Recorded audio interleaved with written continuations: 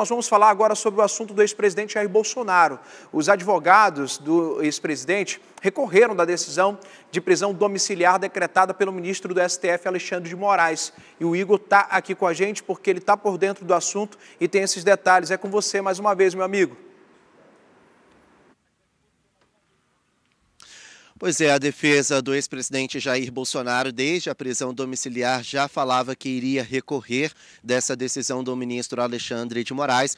E ontem, de fato, eles formalizaram o pedido da revogação da prisão domiciliar. Nós tivemos acesso a esse documento que foi levado ao Supremo Tribunal Federal. Vamos acompanhar um dos argumentos enviados pela defesa de Jair Bolsonaro. Os advogados dizem o seguinte, abre aspas, todos nós sabemos que a justiça não é tola, mas quando tratamos de direito penal e direito processual penal, estamos no campo da responsabilidade subjetiva.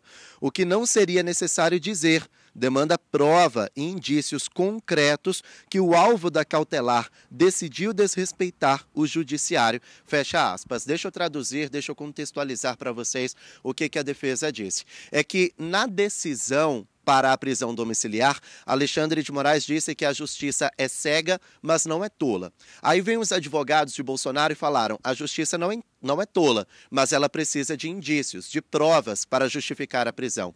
O que acontece?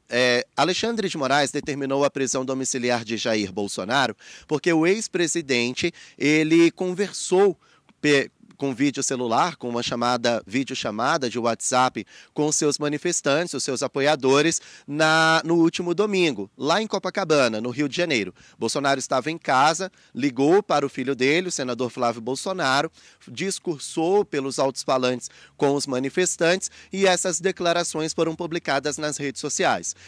Bolsonaro não pode ter declarações publicadas nas redes sociais, nem a dele, nem a de terceiros. Então, ao publicar, o senador Flávio Bolsonaro acabou assumindo esse risco pelo pai, acabou cavando a prisão domiciliar do pai. Não deu outra, Alexandre de Moraes disse que isso foi um descumprimento da medida cautelar.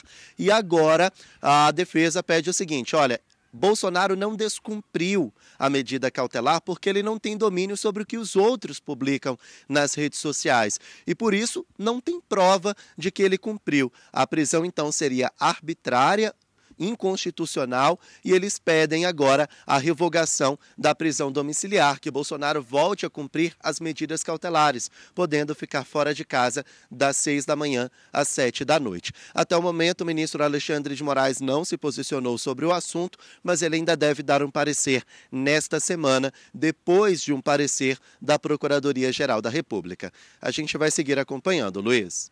Após um longo período de obstrução dos parlamentares de oposição, o presidente da Câmara, Hugo Mota, abriu sessão e encerrou a manifestação dos deputados que pediam a votação da anistia para os envolvidos na tentativa de golpe do país.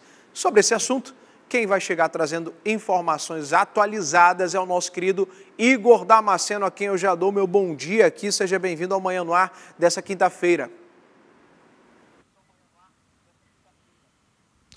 Oi, Luiz. Bom dia para você, bom dia também para todos que nos assistem. Olha, foram horas de negociações, reuniões, troca de farpas, troca de acusações dentro da Câmara dos Deputados para que, enfim, o presidente da Casa, Hugo Mota, conseguisse iniciar a sessão. A sessão estava marcada para as 8h30 da noite, mas ela só foi começar depois das 10 horas. Isso porque parlamentares da oposição passaram horas obstruindo os trabalhos, ocupando a mesa do plenário da Câmara para impedir a tramitação de outros projetos. A manifestação é o seguinte, desde que o ex-presidente Jair Bolsonaro teve a prisão domiciliar decretada pelo ministro Alexandre de Moraes, os parlamentares tentam pautar dois projetos. O primeiro deles é a favor da anistia para os envolvidos no 8 de janeiro de 2023. E o segundo é pautar pelo menos um dos projetos que pedem o impeachment do ministro Alexandre de Moraes. Não é de interesse nem da Câmara nem do Senado discutir o impeachment do ministro Alexandre de Moraes para não trazer uma rusga, algum problema com o Supremo Tribunal Federal, para evitar uma crise entre os poderes.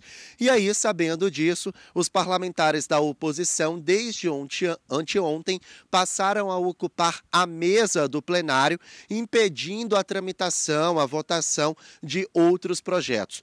O presidente da casa, Hugo Mota, chegou a ameaçar os deputados. Aquele que obstruísse, aquele que insistisse em ocupar a mesa, poderia ter um mandato suspenso por até 6 meses. E aí, depois de muito trabalho, muita discussão, Hugo Mota finalmente conseguiu desobstruir a mesa do plenário da Câmara. Quando ele chegou ali no plenário, algo em torno de 10 horas da noite, ele estava totalmente ocupado por parlamentares aliados a Jair Bolsonaro. Vocês acompanham aí nas imagens. O deputado Marcel Van Hatten ocupava a mesa, a cadeira do presidente, e por pouco não deixou Hugo Mota sentar. Depois de muita conversa, Hugo Mota conseguiu então discursar e ele foi a favor da democracia, criticou a obstrução dos trabalhos. Vamos ouvir. Estamos aqui para, de certa forma, reafirmar esse nosso compromisso. Nós tivemos um somatório de acontecimentos recentes que nos trouxeram a esse sentimento de ebulição dentro da casa. É comum? É comum? Não. Nós estamos vivendo tempos normais? Também não.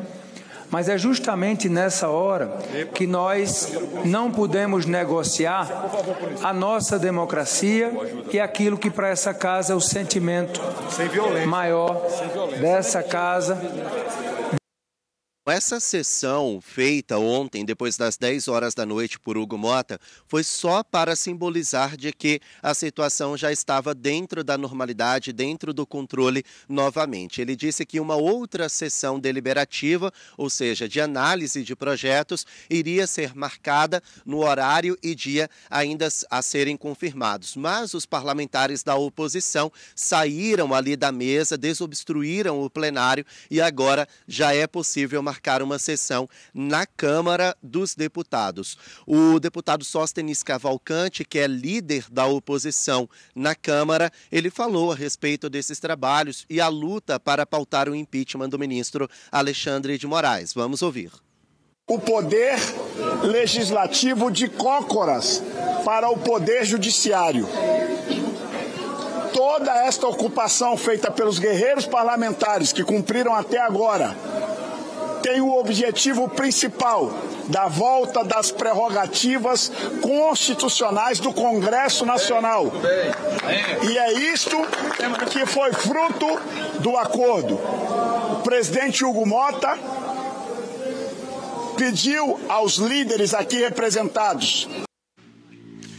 Bom, quem também deu uma coletiva de imprensa logo depois dos trabalhos, por volta das 11 horas da noite, foi o líder do PT na Câmara, deputado Lindbergh Farias. Ele falou a respeito da obstrução dos trabalhos e criticou a postura dos parlamentares da oposição. Acompanhe.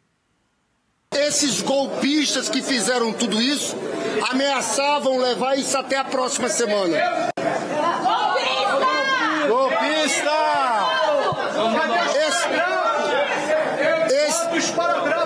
Olha a diferença, eles deram entrevista e a gente não incomodou, eles estão incomodando, eles não aceitam ouvir a palavra antagônica a eles.